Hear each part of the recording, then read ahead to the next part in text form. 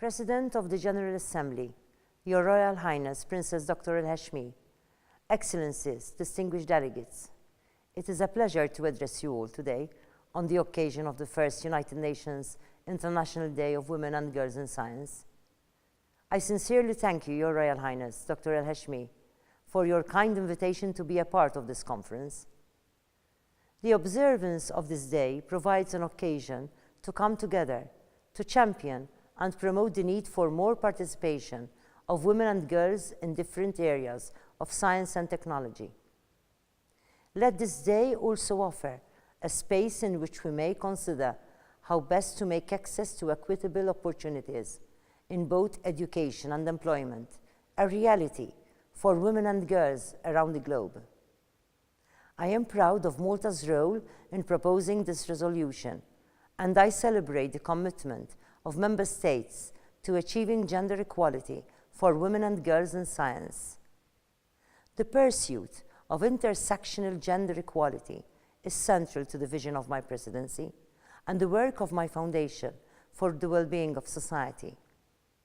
Being a champion for the United Nations He for She campaign, I have initiated a national initiative to bring awareness to the role that men and boys must play as active agents in the struggle for equality. This International Day of Women and Girls in Science presents us with an opportunity to consider that role more deeply, to explore what must be done in light of the worrying marginalization of women and girls in one of the most rapidly expanding sectors of study and research. Data released by the European Commission shows that within the European Union, women continue to be vastly underrepresented in top positions within the higher education sector. The proportion of women in positions of influence varies widely across countries, ranging from 4 to 11%. Statistics from other regions of the world fare no better, and in some cases simply do not exist. The need for a more comprehensive and global perspective on the participation of women across academic, professional, and executive spheres of influence and decision-making within the sciences and beyond remains of paramount importance. Even the OECD, in its publication entitled Women in Scientific Careers, Unleashing the Potential, clearly states, and I quote, "Women have made important contributions to research and innovation in the Organization for Economic Cooperation and Development countries, but their potential remains untapped."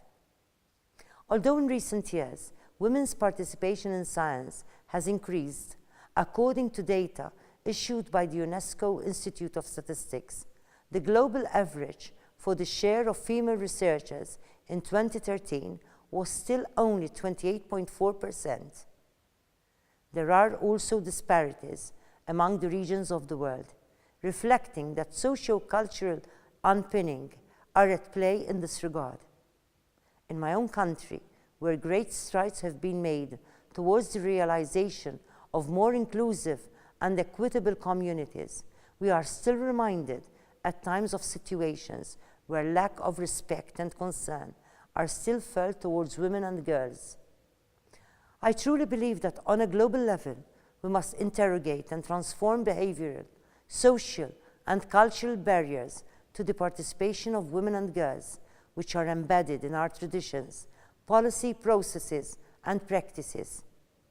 As we all know, the dismantling of such barriers is not only of benefit to girls and women, but has positive impact throughout communities and on society at large.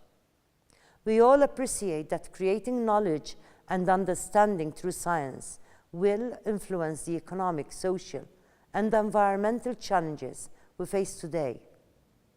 Definitely, this cannot be done without the contribution of half of the world's population. Concurrently, we must honor the achievements of women and seriously consider the difficult choices they are forced to make in societies that are still not directed towards full inclusion and at every level of activity.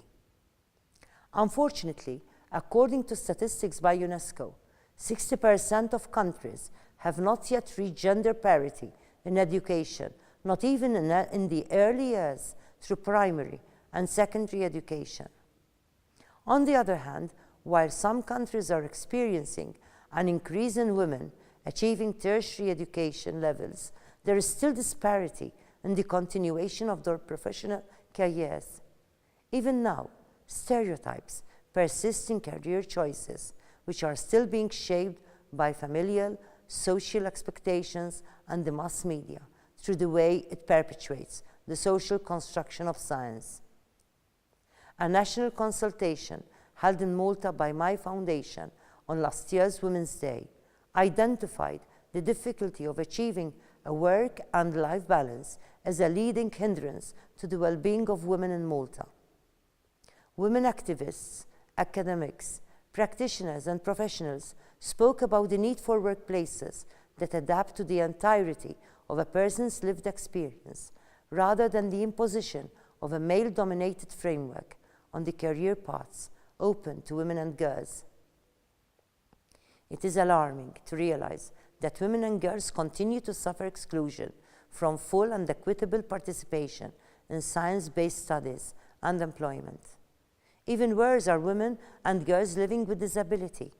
According to data published by UNESCO in 2010, it is estimated that only 1% of women with disability are literate. It is therefore not surprising that they are often considered to be a burden and their potential overlooked and hence excluded. The fact is that most women are still largely undervalued in key areas of research and development. However, our efforts must also be mindful of the fact that women who do overcome substantial barriers to pursue careers in science, technology, engineering, mathematics, and related fields earn on average more than women in other occupations. Nevertheless, reports also indicate that they still experience a lower wage when compared to their male counterparts. This observance should serve to impress upon our global leaders and policymakers that the increased participation of women and girls in science is not only immensely valuable to the world, as more scientists and researchers come to contribute their creativity to complex questions of crucial importance, but also is necessary in the lives and futures of women and girls themselves, to their families, to their communities, and to their nations. Parallel to this, on a global level, we must continue to find ways of encouraging and supporting women and girls throughout their studies and as they enter the workforce. I must take the opportunity to acknowledge the initiatives taken by UNESCO in promoting and encouraging women and girls in scientific endeavors and awarding efforts of successful women in science.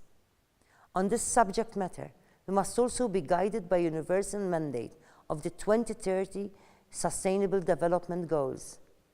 Our ultimate goals will only materialize and will only prove fruitful when women are able to freely access opportunities to enter and excel in our areas of science and technology. If we are to achieve these ambitions, member states must actively pursue their commitment to these goals. It is not enough to simply dedicate resources to strategies of information gathering or initiate platforms for discussion.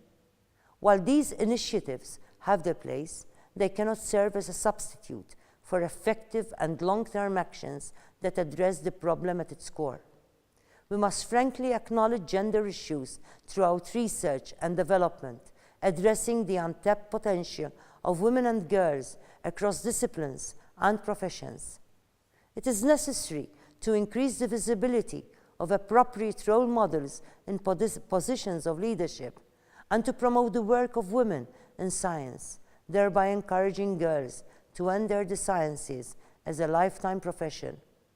It is our duty to create significant vehicles for action that support ever greater numbers of women who use science and technology to tackle combined global challenges and maximize opportunities for institutional change. Girls must see women being valued for their insight and celebrated for their contributions, acknowledged as colleagues and co-creators in the great work of which we are all stakeholders in issues of environmental sustainability, of technology development, and addressing the root causes of conflict and violence across the globe. We must provide encouragement and gender-sensitive, inclusive education in which girls can thrive if we are to unlock the tremendous and as yet undervalued potential of women. May this International Day of Women and Girls in Science provide an effective contribution to the attainment of our goals. Ultimately, it is only by our actions, by our sustained commitment to achieving this global transformation that we may seriously hope to enhance the quality of life of millions of women and to nurture the well-being of every human being. From my end, together with my Foundation for the Well-being of Society, we look forward to learning about the proceedings of this conference and to remain engaged in the process. I wish you all a very successful conference. Thank you.